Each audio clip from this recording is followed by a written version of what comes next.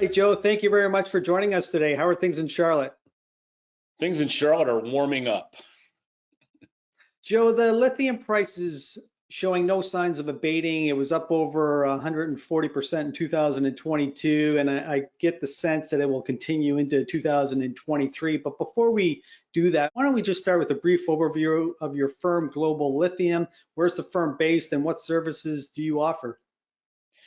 I am based in Charlotte, North Carolina. It's an advisory services firm. I deal with clients on 5 continents. We really do whatever the need is.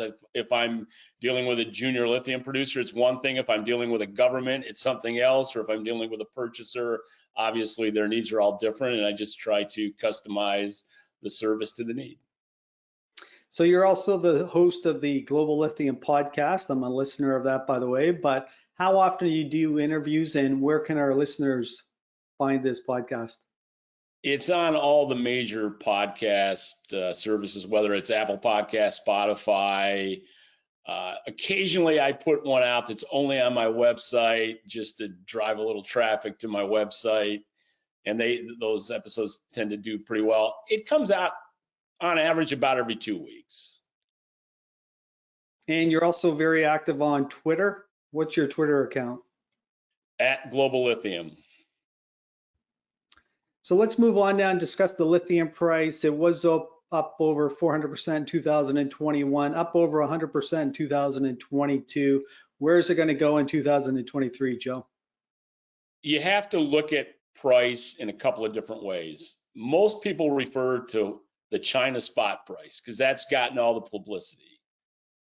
Where most of the price changes are going to happen, significant price changes will happen in 2023 is probably on the contract side. They tend to lag spot, and we've seen their rise obviously would be later if you have a formula that has a trailing spot price. And there's also different formulas people use. So we've seen, if you looked at 2022, last year, you would have seen the biggest dispersion of prices that's ever happened. We had $10 contract prices that were still in effect, and we had $80 a kilo spot price. You're going to see convergence in 2023, 2024 as long-term contracts fall off, formulas come into play. I don't think the upward pressure is over on price. I do think that there's some big players in China that are active battery guys who benefit the most from lower lithium prices, are trying to talk the market down. And that, coupled with a recessionary environment for a time, could drive the spot price lower. But the Goldman Sachs of the world, the Morgan Stanleys of the world, who are continually forecasting lithium price dropping off a cliff, are just wrong. And they have a well-developed track record of being wrong now.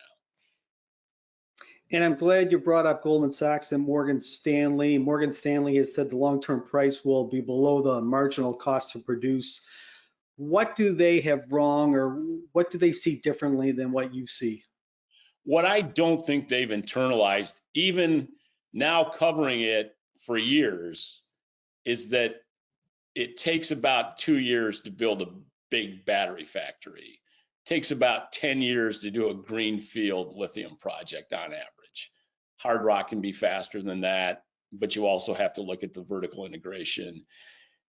And it's just, the track record is supply, it takes a long time. And now you've got a situation where you're going to have a 10-fold increase in lithium demand, at least between 2020 and 2030. Nobody disputes that. Actually, my demand numbers are lower than most banks. Where the banks get it wrong is they have young analysts who read DFS, definitive feasibility studies, and believe them. And that's the biggest mistake you can make, is not factoring in that those are very optimistic, generally speaking, and the timing. Canaccord has a great graphic they do, and I think the headline is all lithium projects are late, and I think they can say that it's true. And if anybody has access to their work, take a look at that, because it really shows. DFS will say it's going to be in June of 2020, and it winds up being April of 23. That's a significant difference when you're talking about big increments of capacity coming online. So you touched on demand, and a big driver of demand are EVs. And we've seen a huge growth in the adoption of EVs here in the last couple of years. But many countries, including the UK, Germany, and Belgium, they've all said they want to ban the sale of new gas cars by 2030. The Biden administration has said that they would like to see 50% of all car sales be electric by 2030. Is this possible given the current production levels of lithium? I would say no. And there's some facts to back me up. If you look at having 50% EV penetration in the United States, of course, you can make your estimate on whether the car market's going to increase or decline over that time with car sharing and some of the things people talk about in the future. But let's look at where it is today in the shortage that just really tepid EV penetration has caused. We're in a structural lithium shortage now with EV penetration. When I talk EVs, I talk pure EVs. I don't throw hybrids in. It's well under 10% in the United States. It actually is. This year will be over 5. But when you're talking about being in 2023 and moving to 50% in 2030 in a country that produces less than 1% of the lithium. When I started in this business, US production was a significant part of global supply. Now it is very hard to get a project permitted, and that's the big disconnect in the US. And I would say probably you could say North America as well, that not enough's being done to invest in the resources. The US government's throwing out a lot of money for downstream capital, but it doesn't do you much good to build a huge battery factory if there's no battery metals to support it. That seems obvious, but when you start looking at what's really happening, it will become obvious, I believe, in 2023 that something's got to give on the resource side. And permitting has to be streamlined in North America, or there's going to be a huge disconnect in the numbers people want to see, and the pronouncements that we're not going to. Some car makers say we're not going to sell ICEs.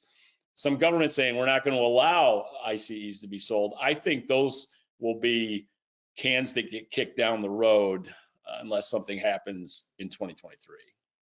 So we're going to have a bunch of gigafactories just sitting there idle? Yeah, well, you do now in China. I mean, China, but that's typical in China. China will build capacity. I lived in China for 5 years. I spent a lot of time driving through cities that had block after block of apartment buildings with no lights on at night because they were just shells. That hasn't happened in the US up until now because we haven't done that much as far as putting battery capacity in when you take Tesla out of it.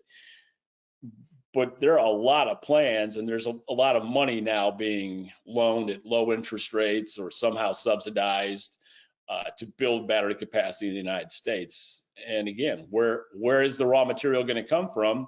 The Biden administration likes to say, well, we'll buy it from our friends. But if you go to the countries where our friends are, the Chinese have already bought a lot of that capacity.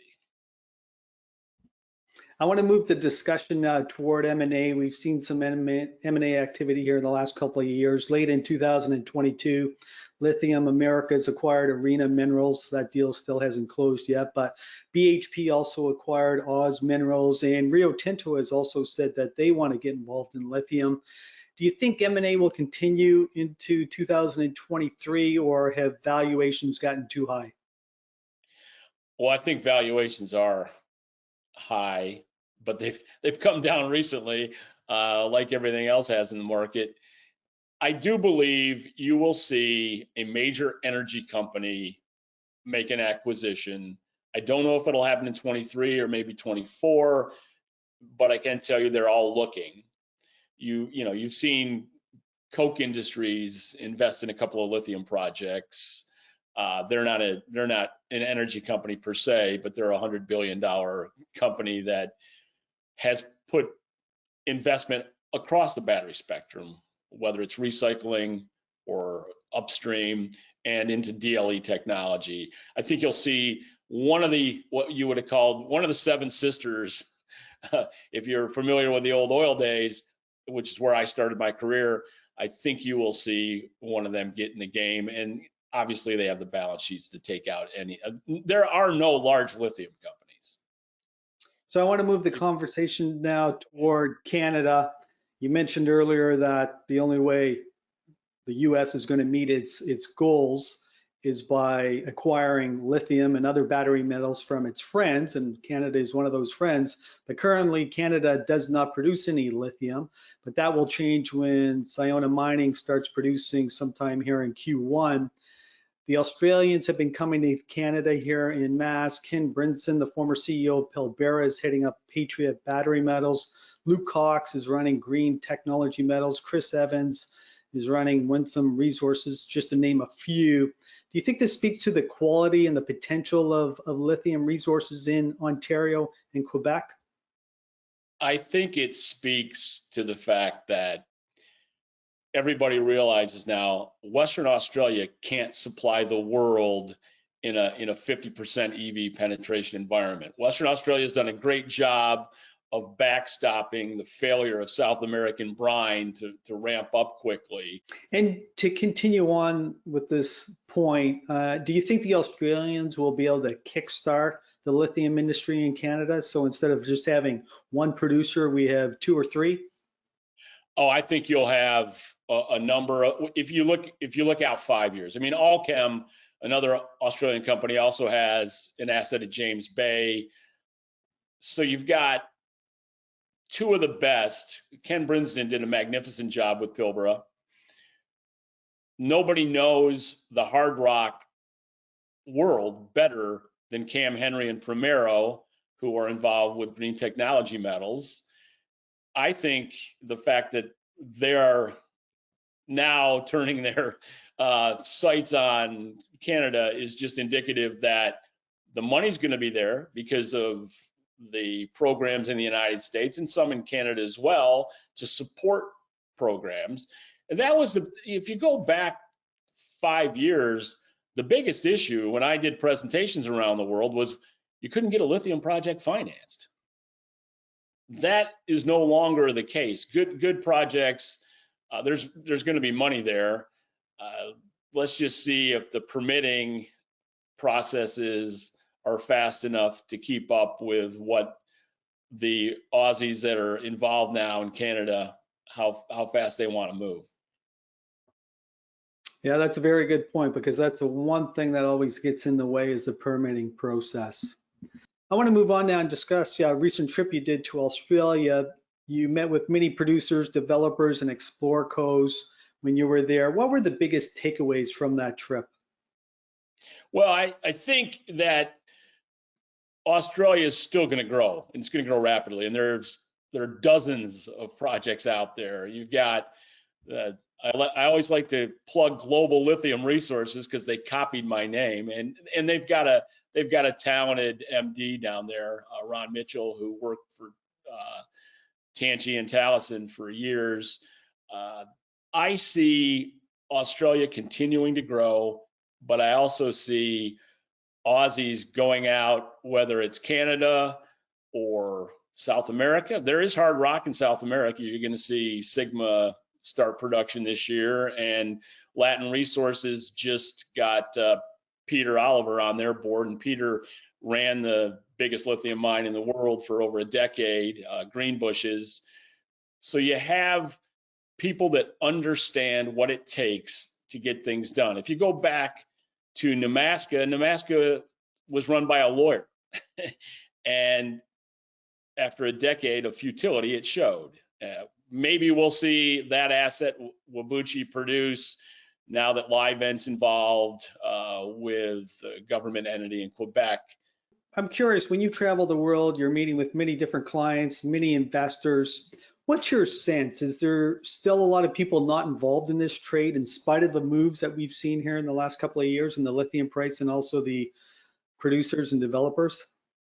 Yeah, I think if you look at, there's such skepticism about lithium stocks, and there always will be, I think, until it's truly a mature industry. And you have to keep in mind that the entire global market for lithium chemicals didn't reach $1 billion until 2015. That is a incredible statistic that people, fail to internalize. You have a number of, I would say, quality companies, but when the lithium price, if you just take the BMX auction that Pilbara does on spodumene, and that's, if we go back 2 years or go back to 2020, and it was June, I had Ken Brinsden on my podcast, and it was the very darkest of dark times in WA for the new producers. They were getting about $350 a ton for their spodumene. The last BMX was still over 8,000, admittedly for a small quantity, but it was slightly lower than the one before, and the stocks all got hammered. But if you started doing the analysis on the profits, if you just look at the change in Pilbara's balance sheet in a year, you have to wonder what people are thinking. And I think it's still, a lot of people still don't believe that we've hit the hockey stick in EV demand. There's still, I think, a lot of cynicism out there about where this is going. And I've been involved in this since it started, and I was slow to, I've looked at false starts in EV demand in 2008 with the Leaf and Obama's pronouncement that he'd get 1 million EVs sold in his first term. That didn't happen. Tesla was a darling, and then, they've had issues. Now everybody looks at them like my area where I live, I call it Model 3ville now. And if you go back a couple of years, you couldn't find Tesla anywhere near where I live. So, we've seen those changes, but I still think lithium, because lithium price is hard to predict, you can't hedge it. There's not an effective financial instrument in the industry. I think that that's hurt as well. So in spite of the move that we've seen in the last couple of years, you're still very bullish on the lithium sector and also the lithium price. Well, you don't have to have anywhere near the current prices for a project in Canada to be very, very attractive. What we have now, though, is because China is often thought of as, leading the lithium industry. That's a myth, because they have the worst assets of any of the major countries that are trying to produce lithium. China doesn't dominate lithium resources. They have low quality hard rock and they have low quality brine. So they have to go outside to do what they need to do. And a place like Canada now, you've got a lot of good hard rock assets, and you've got a pricing situation where what China has to do to stay in the game is develop a hard rock called lepidolite. If they bring 100,000 or 150,000 tons on in the next few years, good for them, but that just ensures profit because they'll be the high end of the cost curve. And the lithium price is completely disconnected from the cost curve, which is odd in this type of industry. I think it will remain disconnected for several years, but when it comes back to cost curve pricing, lepidolite's going to ensure Canadians can make a lot of money, because if you're dealing with an average of 1% Li2O in a Canadian project or above, and less than 0.30 or 0.29, I think is the last one I heard, percent Li2O in a big project in China. And there's a lot of waste. And if you start talking about ESG, that doesn't pass the ESG test either, the way they have to mine that. Joe, as we wrap up, you've mentioned you're very positive on the lithium price, but if there was one possible catalyst which might take the price lower in 2023, what would it be? I think it's fear of recession on one hand and a concerted effort by some of the big buying parties of lithium, the battery guys, particularly in China, who are trying to talk lithium prices down. There's a lot of discussion in the press about the fact that lithium prices have to come down. And you see even the big banks, and these are Western banks, in addition to some of the bigger ones in China, that are in many cases predicting extended shortages, but the price going down by up to 2/3 to 70%, and also forecasting a spodumene price that would make the cost curve much higher than their price. So there's a lot of, I think, bad analysis and just a distrust of what they like to call a commodity. And lithium's still a specialty chemical. But if you want to look at it in the commodity lens, it's always the high prices fix high prices. I believe that's true, but I believe in the case of lithium, it'll take a couple of decades for that to be fully realized. Well, Joe, that was a very insightful conversation on lithium, and I want to thank you for spending time with us today. I would remind all of our viewers to check out Joe's podcast, the Global Lithium Podcast. I'm a listener and a huge fan, and it provides a wealth of information on anything and everything to do with lithium. Once again, Joe, thank you. Thank you very much.